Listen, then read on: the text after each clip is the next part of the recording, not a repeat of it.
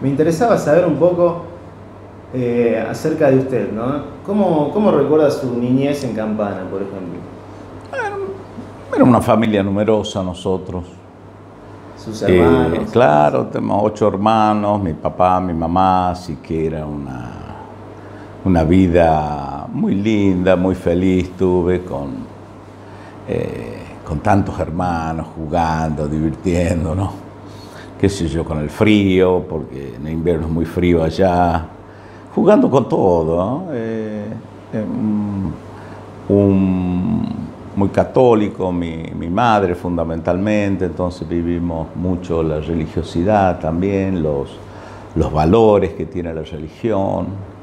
Y por supuesto una familia de mucho trabajo, ¿no? Recuerden que toda La Rioja es pobre, imagínense en el interior. ¿Qué labor tenían sus padres? Mi padre tenía negocios y tenía nueces, pero en esos tiempos había negocios de ramos generales, se vendía de todo. Y lo acompañábamos, compraba en Tinogasta o en Chilecito en esa época para abastecernos en el negocio, ¿no? Y en esa época se fiaba año a año. Mi padre fundamentalmente compraba nueces. Se fiaba durante un año y la gente entregaba las nueces. Y ahí llevaba adelante la familia. Y claro, adelante la familia. Estudiamos, varios de mis hermanos son profesionales, la mayoría. Y un bueno, gran recuerdo tenemos una, también, ¿no? Sí, una relación buenísima. Muy compartida con él. Buenísima, buenísima. Muy hermano y seguimos siéndolo todavía. Bien. ¿Dónde y por qué decidió estudiar Derecho, doctor? La vida me fue llevando. Yo podría haber sido médico, podría haber sido ingeniero. Me gustan todas esas profesiones mucho, ¿no? Sí. Pero ¿Cuándo sintió ese clic? La base a uno lo determina mucho. Las ingenierías, por ejemplo, deberíamos tener, y acá también actualmente ocurre lo mismo. Usted ve que este país, no tan solo La Rioja, es uno de los países que menos ingenieros tiene en el mundo con relación a su población. Y no hay desarrollo sin ingenieros. Usted ve lo que es Alemania, hay una gran cantidad de ingenieros. Acá las carreras humanísticas son las más importantes, a las que la gente, la familia o la sociedad las va llevando. Pero es como que la Argentina busca más lo social, ¿no? Busca lo social, lo que es un problema por otro lado, ¿no? No hay desarrollo sin ingenieros. Y bueno, la base yo veía que no me daba a mí, y entonces darme cuenta de eso yo creo que fue importante. Además me gustaba la política desde siempre, y yo creo que una carrera afín a mis aspiraciones políticas era muy bueno ser abogado. La abogacía es una carrera muy buena para los que la estudian, para los que la viven. Se estudia sociología, filosofía, economía, todas las ramas del derecho. Claro, abarca todo. Abarca la vida de la gente. Los abogados de alguna manera son los que organizan, los que sancionan las leyes, los que idean las leyes, los que hacen fundamentalmente los códigos. Y en las leyes, en esa pirámide de leyes, está la organización del Estado. Si no, no se podría. ¿Qué recuerda de aquel joven que deja ese pueblo chico para irse a una ciudad con el anhelo de volver siendo abogado y con lo que implicaba, ¿no?, adaptarse a una vida nueva? Bueno, yo dejo Campana, mi pueblito, a los 11 años, porque no sé por qué, se ve que era muy vivaracho, decíamos en esa época ya, pero teníamos una maestra que vivía en mi casa y era la maestra de primer grado. Entonces le decía a mi mamá y a mi papá, mándalo a la escuela que este chico está apto. Bueno, y fui a primer grado a los 4 años. Eso hizo que yo viaje a Chilecito a primer año a los 11 años de edad. Una criatura. Y estaba solo en un hotelito ahí que me trataron muy bien, tengo gratos recuerdos. En ese hotel se hacían helados. No, 11 años. A los 11 años llegué a Chilecito. Pero a los 4 años. A los 4 años empecé primer grado. Entonces, en ese tiempo no había jardín de infante. Claro. Era primer grado superior. Era el segundo grado. Y bueno, vine a Chilecito. Fue una época dura para mí porque era una criatura, un chico. Pero bueno, sobrellevé eso y quizás eso me endureció también, me hizo ver la vida. No veía las horas de irme a Campana algún fin de semana, porque para colmo, cada 30 días, cada 20 días me venían a ver o a buscarme para llevarme, ¿no? ¿Y en Chilecito también hace la secundaria? Y en Chilecito hago la secundaria, en la escuela normal. En ese tiempo no había secundaria por ningún lado. En toda la zona norte y oeste, el único secundario era Chilecito, la escuela normal de Chilecito, donde estudiaron todos ahí, ¿no? Todos mis amigos. Una escuela muy prestigiosa, muy buena, muy buenos profesores. Tuve muy buenos maestros también en la primaria. Los recuerdo, era una muy buena calidad de educación, muy buena, exigente, buena, con inspectores de escuela, que yo siempre digo tendría que venir, pero los inspectores venían y nos hacían preguntas a los alumnos. La maestra cruzaba el dedo porque quería saber si los chicos sabían qué es lo importante. Claro. Preguntaban, imagínate, la maestra cruzaba los dedos, nos hacía señas detrás, que contestemos porque estaba... Era una enseñanza minuciosa. Pero claro, y además ella se jugaba quizás su cargo, una felicitación. Sí. Así que... Y ahí fue gestando la idea de y ahí poco a poco, también en mi casa se hablaba mucho de política, mi padre era muy peronista. Eran épocas que por supuesto no existía la democracia en esa época. Y la época del 60. Onganía. No existía, claro, con Onganía. Y entonces mi padre renegaba, hablaba de Perón con mucha nostalgia. Y quizás eso se me fue metiendo en el alma. El sentimiento, el vínculo fue creándose ahí, yo creo. Fue fuerte para muchos argentinos, ¿no? Lo de esos 18 años de exilio de Perón. Tremendo. Y que fue forjando ese sentimiento peronista en muchas familias que obviamente se derramó en otras. Y yo creo que luego ese semillero fue luego los hijos de los obreros, porque Perón había hecho las universidades, había dejado ya la educación gratuita, había dejado la salud gratuita Perón. Muchos hijos de obreros tuvieron la oportunidad de ir a las universidades, a hacer secundario, gracias a las escuelas que hizo Perón. Perón hizo la mayor cantidad de escuelas en la historia del país, todavía.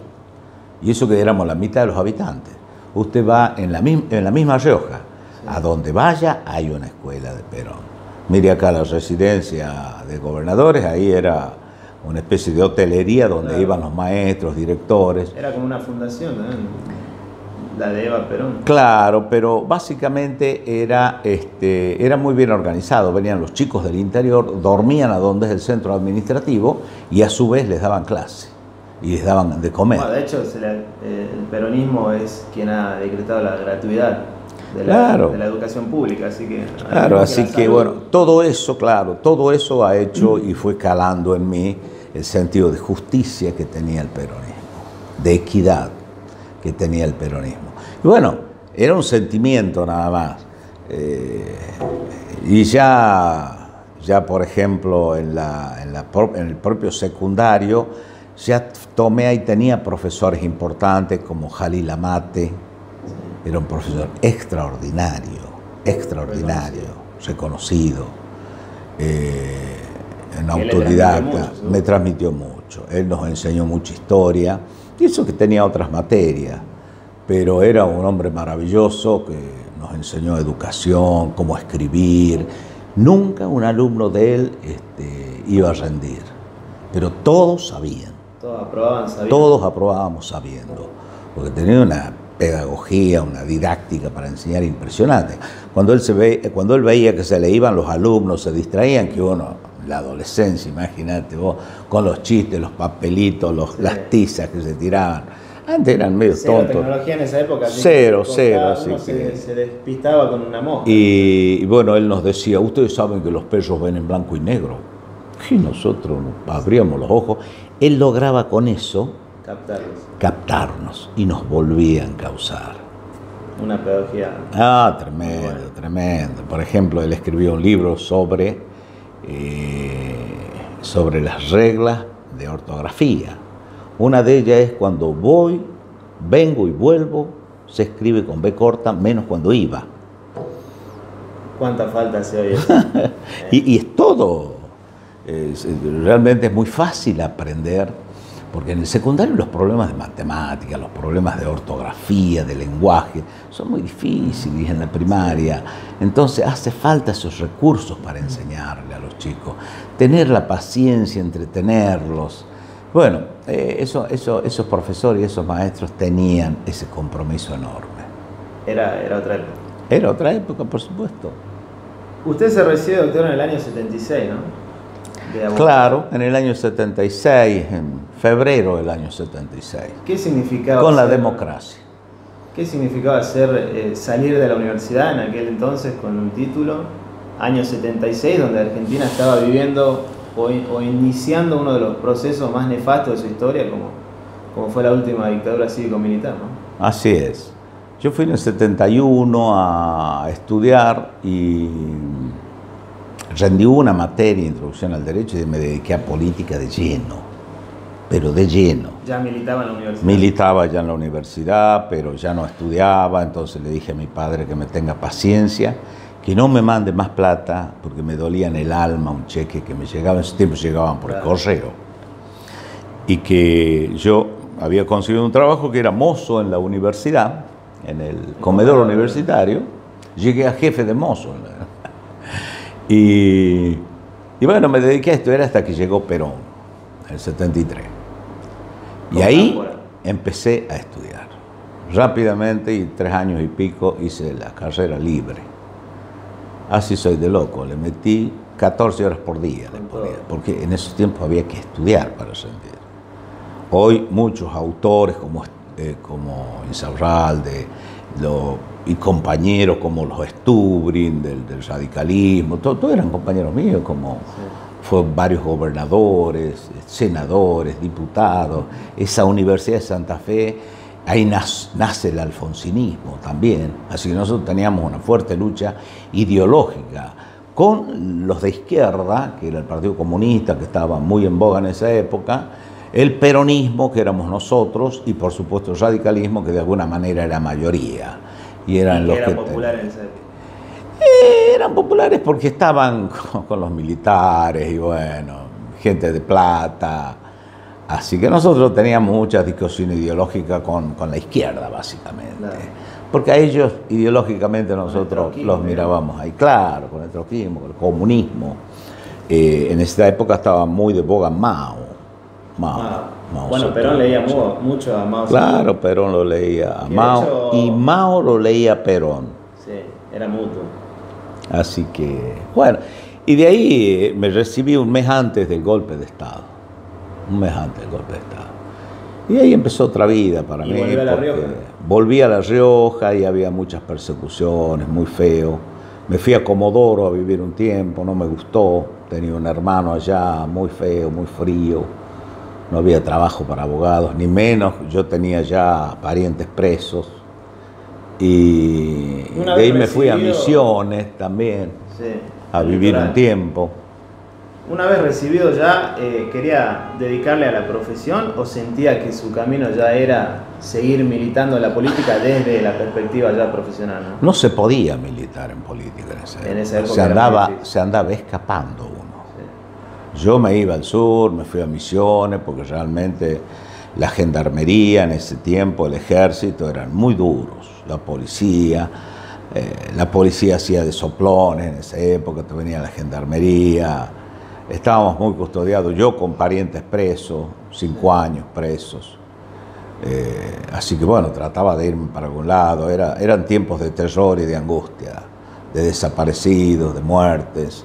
Y bueno, por ejemplo, mi cuñado estuvo preso y fue una fiesta cuando apareció en el PEN, se llamaba. O sea, el listado pasaba al Poder Ejecutivo Nacional. Sí. O sea, estabas ya para el juez, a disposición del juez federal.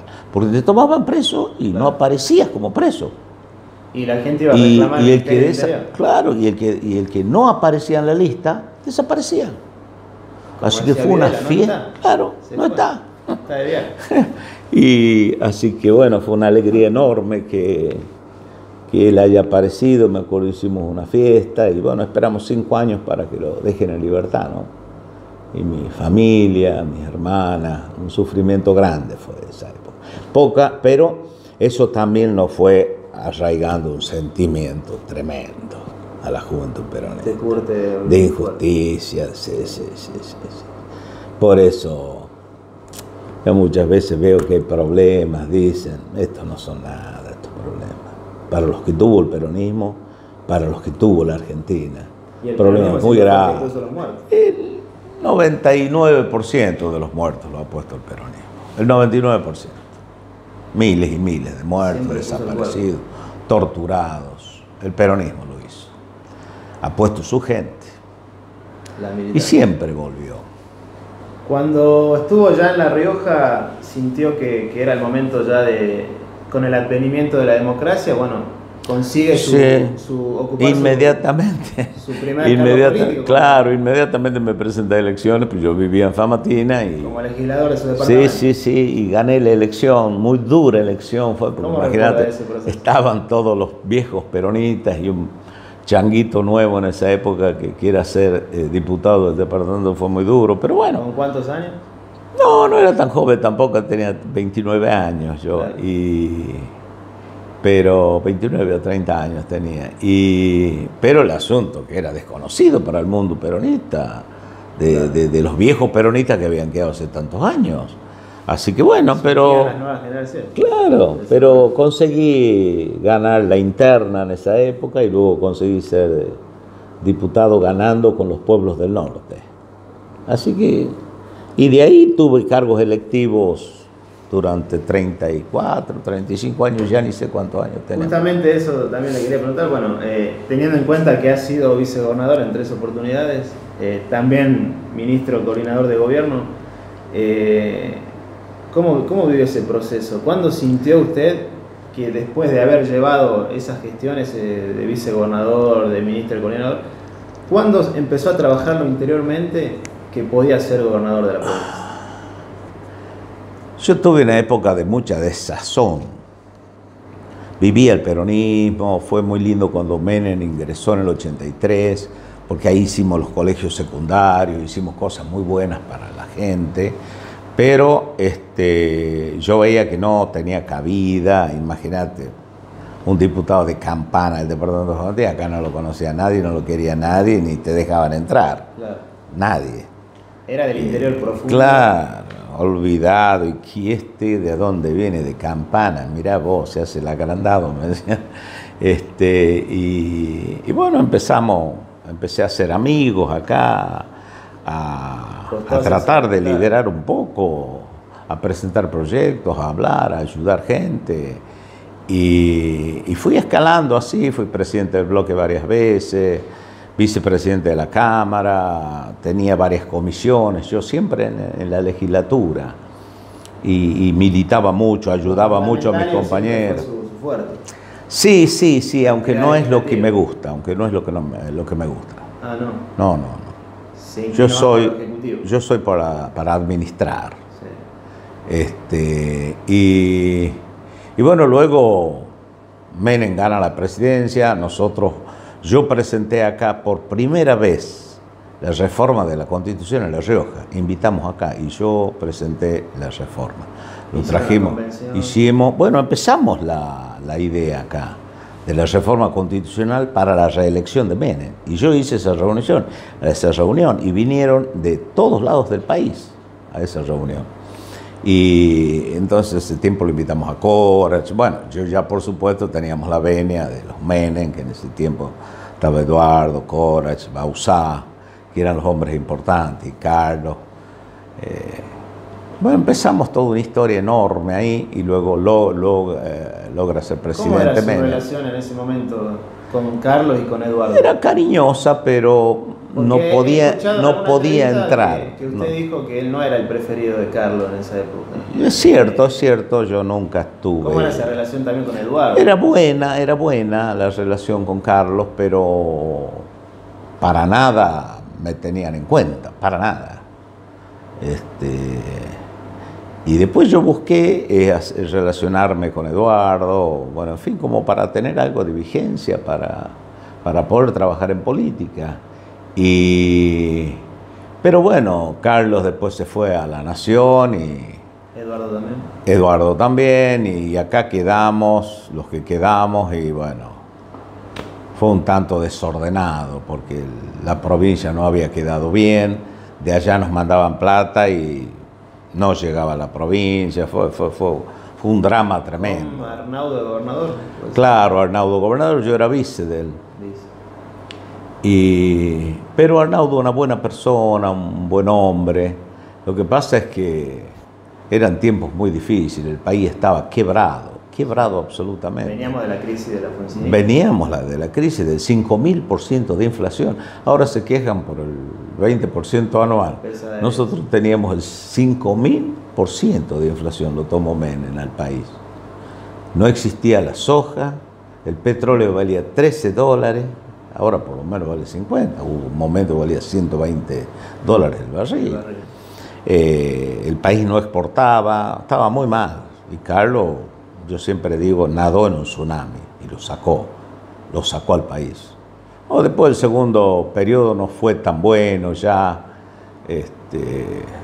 influyeron otras variables internacionales. La gente muchas veces no entiende de que hay variables. Cuando hay viento a favor, por ejemplo, Kirchner en su primer presidencia tuvo viento a favor, porque hubo una devaluación muy grande. Era un país quebrado. Era un país, claro, pero tenía la devaluación hecha y la soja entraba en chorro de plata.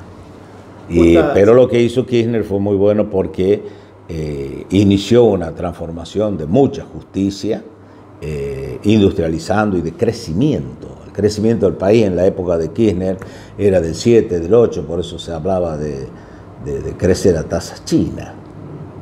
Era muy grande el crecimiento, muy importante. Y se hizo mucha justicia. Yo creo que después de Perón fue uno de los gobiernos más justos para con la gente. De justicia social. ¿Cómo está hoy su relación con Eduardo Menem? Yo lo saludo, me saluda, pero no es la relación que teníamos antes. Pero es una gran persona. Es un hombre muy culto, muy bien. ¿Extraña esa relación o siente que fueron momentos?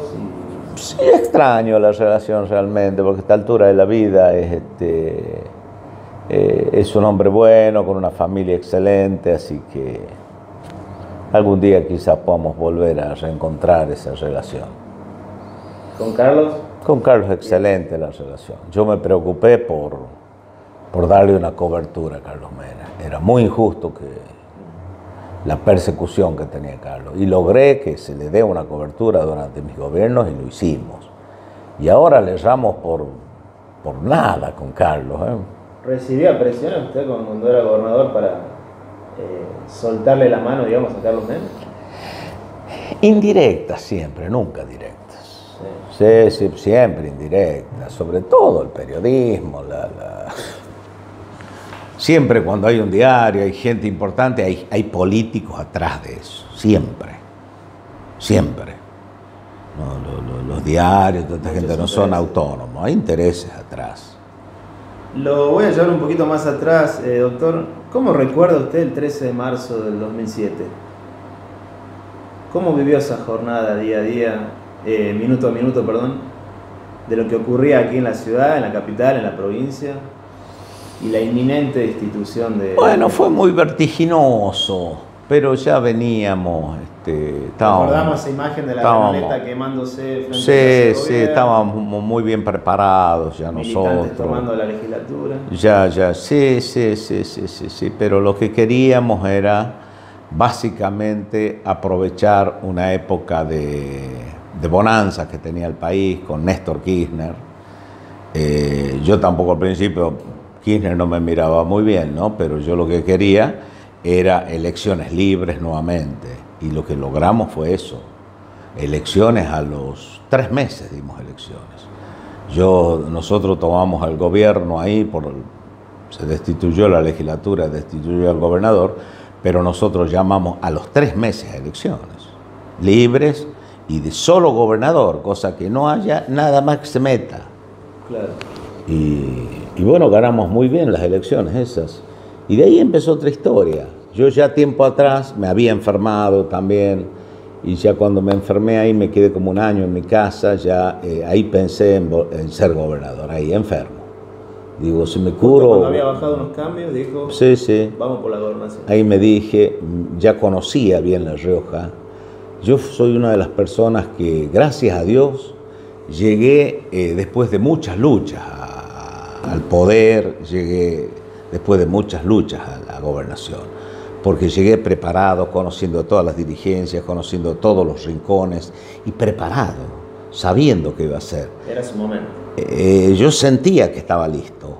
Yo veo ahora cualquier cacatoa, dice, sueña con la pinta de Carlos Gardel, dice el tango. Y quieren ser intendentes, gobernadores. Y lo peor es que no están preparados.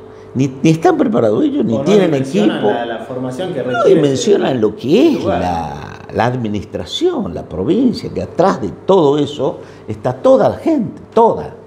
¿Usted sentía que era su momento? No, habíamos tenido problemas y ya se había alejado de la línea de gobierno también y ya era una relación muy...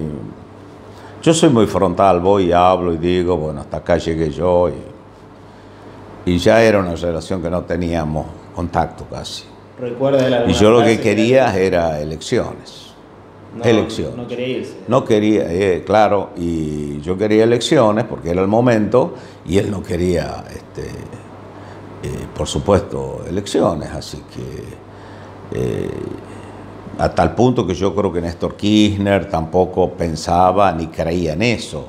Nosotros tomamos, yo creo que intervino mucho porque en el Clarín al otro día salió que se intervenía en La Rioja, el primer título. ¿Temía por la intervención?